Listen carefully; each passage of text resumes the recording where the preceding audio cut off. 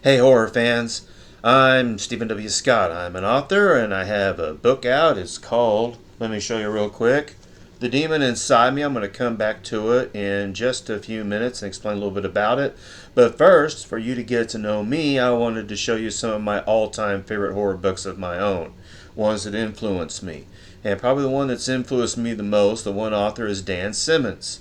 He hasn't done anything for a while and has me concerned. I hope he puts out something soon. But here are my favorites, and the first one is this one here, and it is called Drood. And it is based on the life of Charles Dickens, or actually the last year of his life, because he had written an unfinished piece of fiction called The Mysterious Case of Edwin Drood.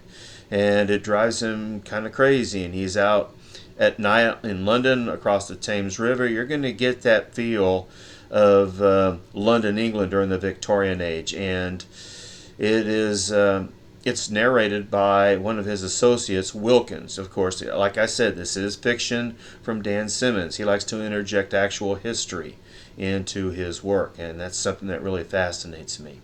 Another one he did that is also kind of does the same thing in a lesser way is this one here. It's called The Summer of Night. The Summer of Night is revolves around a few boys in a Midwestern town. There's this evil that's not just present in their school, but they can see it in the entire town. And they need to figure out a way to deal with it. And it seems to be related to an ancient relic called the Borgia Bell. It is an actual ancient relic of some sort. And this could be a good, great read for you if you like something, especially during the summers. He did write some sequels where these boys grow up, like A Winter Haunting and Children of the Night. You might check those out too, but that's for another video. My all-time favorite by him, though, and I will say this is his best one, is called Carrion Comfort. Again, by Dan Simmons. I was thinking about rereading this one as we're getting closer to Halloween. This revolves around mind vampires who can control you with their minds, and they have an organization throughout the world. They kind of know each other. There's some infighting. One of the most particularly horrific points is one of these mind vampires, she has a stroke. She's somewhat of a bigot, and it just the stroke magnifies her ability to control people, and that's one of the scariest parts of this. So let's get back to my book. It is called The Demon Inside Me. It revolves around Jeffrey, the main character here.